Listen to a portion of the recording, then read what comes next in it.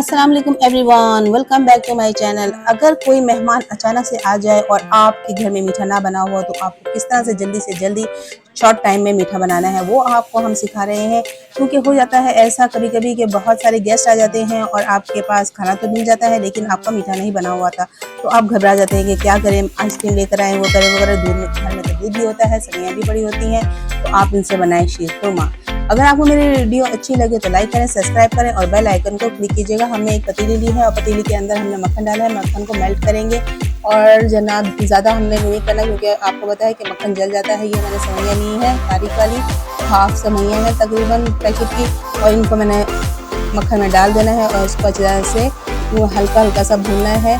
आपने हल्की आंच पे करना है, ये ना हो कि जल जाए। इसके अंदर हमने जो है थोड़ा सा और मक्खन डालेंगे क्योंकि मुझे लगा है कि थोड़ा सा मक्खन जो है कम है, और आपको मालूम है कि शीरखुरमा में मक्खन ज़्यादा डलता है, बटर जो है ज़्यादा डलता है। अब इसके अंदर मैं डाल रही हूँ इलायची के 2-3 दाने, और इसके अंदर बादाम डाल देंगे ताकि बादाम भी जो है अच्छी तरह से इसके साथ रोस्ट हो जाए। और ये है किशमिश। किशमिश को आपने अच्छी तरह से धो के डालना है, जैसे कि मैं हमेशा बताती हूँ, गर्म पानी से धोएं क्योंकि इसमें बहुत मीठी होती है, बहुत मैली होती है, तो इसलिए इनको आपने हमेशा धो के इस्तेमाल करना है। 2 मिनट लगते हैं, गर्म पानी डालें और 2 मिनट में धुल जाती हैं। और इसी तरह से आपने इसको अच्छी तरह से भूनना है। अब हमने इसके अंदर जनाब कितनी ज़बरदस्त किस्म की खुशबू आ रही है, और हमने इसमें दूध ऐड करना है। दूध ऐड करते हुए आपने एक बात का ख्याल रखना है कि हमेशा दूध को गर्म करके इस्तेमाल करना है। अगर आपने सेवइयों के अंदर ठंडा दूध डाल दिया तो आपके दूध फट जाएगा, क्योंकि आपकी सेवइयाँ गर्म है, पतीली गर्म है, और इसके अंदर आप अगर दूध ठंडा डालेंगे तो दूध फट जाएगा।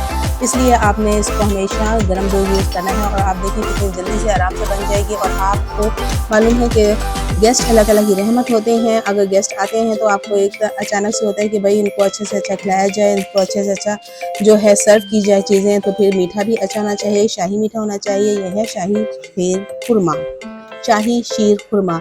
और जनाब आप देखेंगे जैसे गल जाएंगी आपकी सेवइयाँ, उसके बाद आपने इसमें चीनी ऐड करनी है अपने टेस्ट के हिसाब से। अगर ज़्यादा मीठा खाते हैं, वैसे मीठा ज़्यादा खाना नहीं चाहिए, लेकिन अगर ज़्यादा खाते हैं तो फिर थोड़ा चीनी 5-6 चम्मच कर लें, और वरना थोड़ा कर लें। तो ये देखिए जनाब आपका शीरखुरमा तैयार हो गया है, ज़बरदस्त किस्म का। मैंने शीरखुरमा तो आपको बहुत दफ़ा सिखाया है, लेकिन इस दफ़ा मैं आपको वो सिखा रही हूँ कि अगर गेस्ट अचानक से आपके घर आ जाते हैं तो आपने किस तरह से शीरखुरमा बनाना है, उनको किस तरह सर्व करना है।